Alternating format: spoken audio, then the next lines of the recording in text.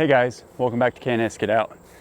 I'm gonna be honest, today, not feeling it. It's been a fairly long morning and I just wanted to update you guys. You guys have been so wonderful to be there for us, support us, pray for us through all the stuff that's going on in my family right now. If you don't know, if you're new here, a couple weeks back, my dad had open heart surgery and he's a very healthy, fit guy. I mean, he's got all of us beat. And he's strong and he's been doing well. But I just want you to know that I got a call early this morning before I was headed out to take care of my animals, and it was my mom, and she said, hey, is there any way you could come here and help me get your dad to the ER?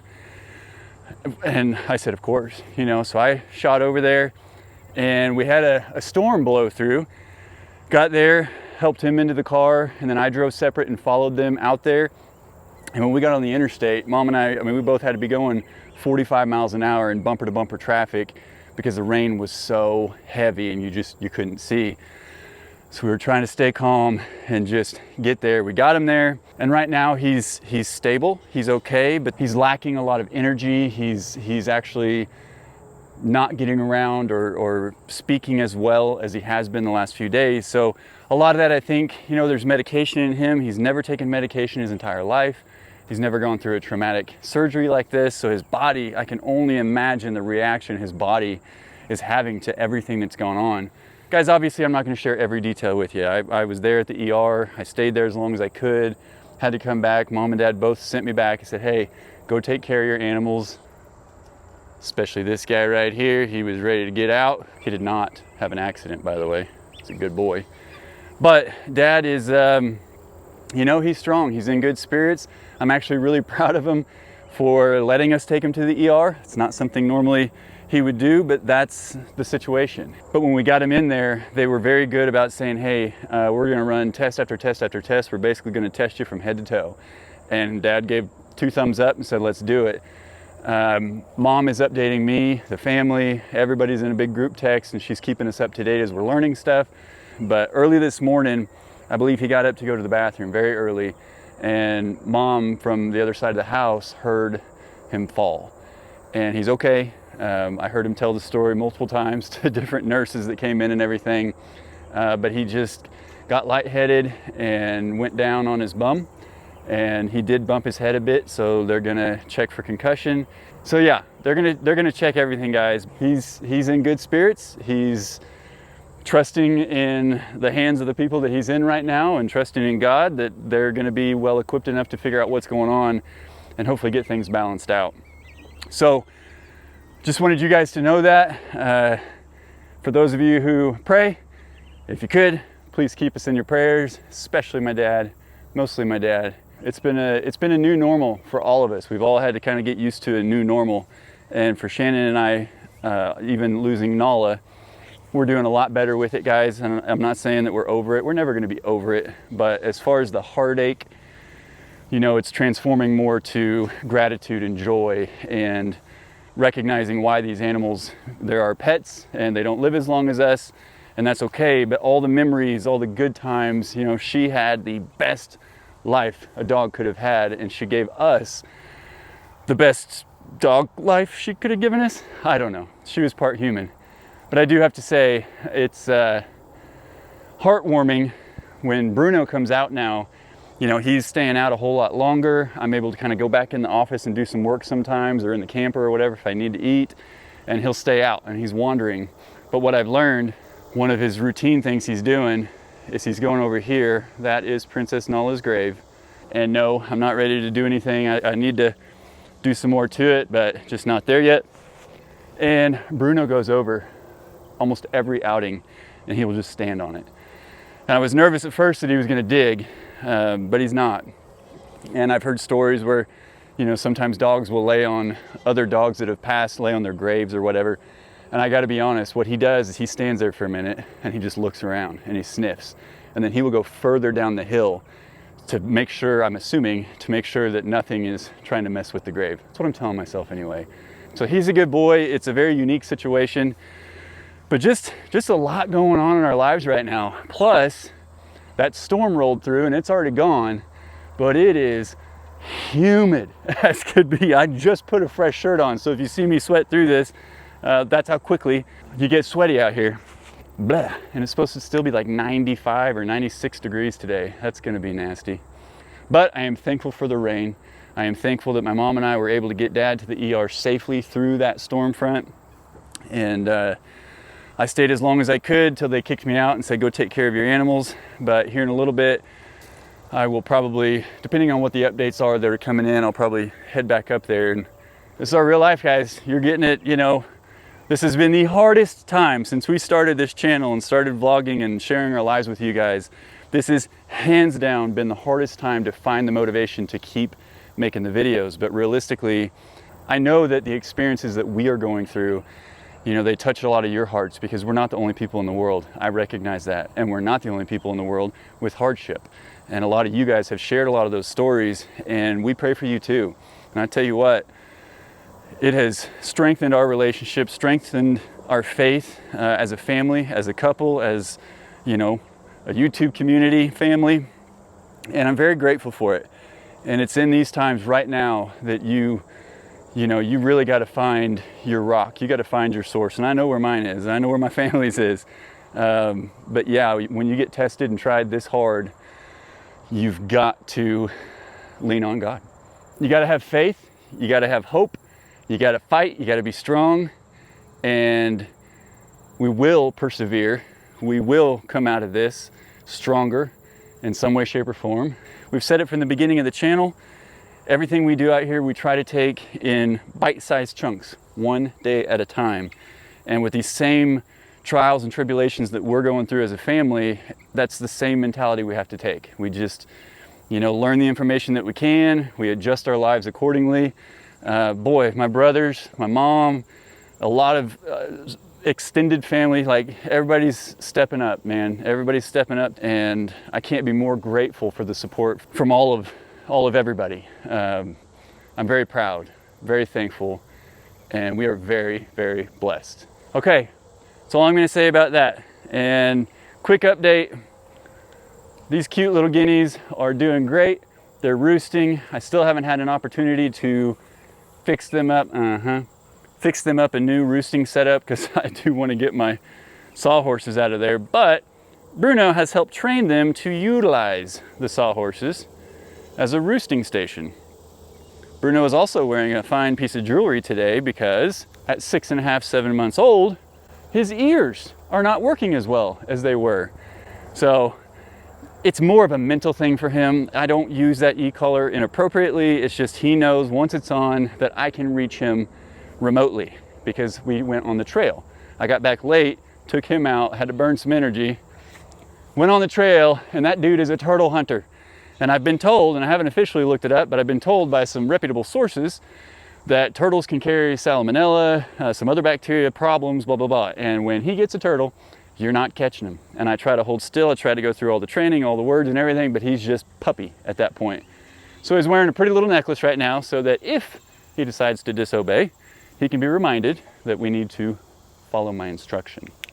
Ain't that right, buddy boy? You're a good boy. You really are. You're doing a great job. Very proud of you. But one thing you can't do with a puppy is lighten up on the training. You got to stay with it. But he's doing, I know I pointed out that one bad thing, but honestly, he's a great dog and he's doing wonderful. But you know, just a lot on everybody's plates right now. I thank you guys so much for all the support, the prayers. Those of you that know us personally, sending text and checking in and stuff like that. It's very meaningful. And when I'm out here, I'm pretty much by myself so much of every single day, besides the animals, of course, that it still gives me that sense of family and community. And I thank you guys for that. My whole family does. They really do. And I know some of you that have been there for Mom through this, as she has needed people to reach out to, and you know who you are. And thank you so much. Other things on Shady Acres, man, the goats, Hercules, everybody's doing great. I've got to get down there to them still. They're talking to me. I was trying to wear him out, but I'll just leave him out and go feed them. Happy news, besides the new 9, they've all been staying in the run. They are doing great. I'm not getting them out to free range just yet, but look at them. We are all roosting right now. I love that. The eggs up the hill. Man, we had to add days to the incubator. And so we're beginning to question when a hen lays on the eggs, because that hen laid on those eggs for what we thought was about 14 days, almost 2 weeks. And we took them up there and we set the incubators according to that, with another 14 days basically left to hatch, because they needed about 26 to 28 days in that incubator. That was what we experienced the first time too. And last night, you know, Shannon had, it's hot out here. It is muggy. I'm drinking the air and it's gross. But Shannon had candled all the eggs, separated them between the two incubators. One's that rocking style, one's that spinning style. And last night, one in the rocking style hatched. We don't really know when, to be honest. We weren't home when it happened. Well, we weren't in the office when it happened, at least. That's our incubation station. So one hatched, and in that rocking style, like, he was sitting in one of the cups that the eggs would sit in, and it was an empty cup. So we decided I moved his egg shell and him to the incubator next to it, because it's got a little more open floor space, if you will. And sure enough, he was bebopping around, kind of touching the other eggs. And I noticed just a little bit ago when I checked, at least one other is pipping. If I'm using that word right, I think that just means they're basically pecking from the inside out. So I don't know how many we're gonna get. Last time when one went, it didn't take but very long, and we had 3, and then we had 5, and then eventually all 9 over the course of 3 days. So we'll see. I'm hopeful that we get more than just one, but it is what it is. We're all learning together. You just pulled that root from up there. You're so proud of yourself, aren't you, Brune Man? You're a good boy, buddy. We love you.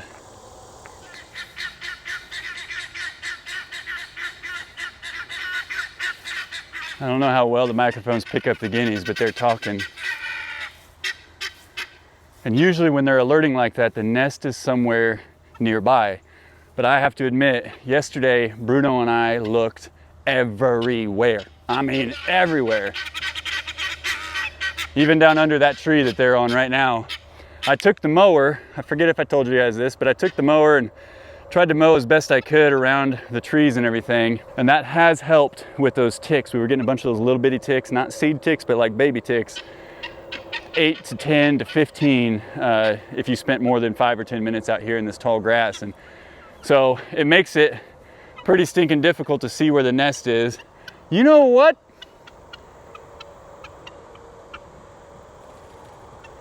See that right to the right of Bob there laying down? That might be Loretta right there. Hot dog. Boy, we looked in there. Now don't you go in there riling them up. So I was gonna report to you that Bruno and I looked for the nest so much yesterday. Hey, we're not gonna do anything to hurt you or your eggs. I think we're gonna go this way, and I'll come back and check when I don't have Bruno with me. That's loud. That's real loud. The microphone hopefully is saving your ears a little bit, but they were letting me know they didn't like Bruno being over there. So we did the last video. If you saw our last video, you know Loretta, or one of our lavender hens, came back in the video while we were filming. It was pretty incredible. Then, of course, hadn't seen her for about a day and a half or 2 since then. And it's just kind of what they do. But better than the last hen, she never came off the nest. And we were taking worms and water over to her to try to entice her to get up. She wouldn't do it. And we all know how that ended. So it almost seems like this one's kind of learning, like, hey, you know what? I at least got to take care of myself a bit. And we are down to just the 2 hens. So I'm gonna have to see if I can sneak in there and figure out how many eggs we have. And realistically, we're probably gonna pull all of those. Don't know how these are gonna go in the incubator. We kind of wanna keep trying to reproducing our own guineas and not have to buy them from the store or from somebody else. And I've even got some people interested in buying some Keats. So we'll see how that goes. But, you know, there's not, I gotta be real honest, with everything that's been going on, right now it's just kind of been a maintain mode. Manage the land, manage the animals, and be there for my family as much as possible. So we'll move forward and keep doing what we're doing one day at a time, like I said. Guys, we love and appreciate you. We cannot tell you thank you enough for all the support, the kind words, the prayers. Shannon and I, if I'm being real honest, I'm still not quite ready to go back and read comments and emails about Princess Nala, but I will say that our coping and grieving is taking a very natural pace, and it's good, and we're doing a lot better. I did finally get pretty much, I'm gonna say 80% of her stuff out of the camper. That helped a lot. That was a big step, and you know, now it's just she's a loving memory, and she always will be. She'll never be forgotten.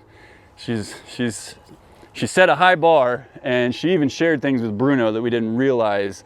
Bruno and Herc both. I knew she did with Herc, but there's some Nala-isms in both Bruno and Hercules, and she's the best dog on the planet that we've ever had, or that anybody's ever had. I promise, she's number one.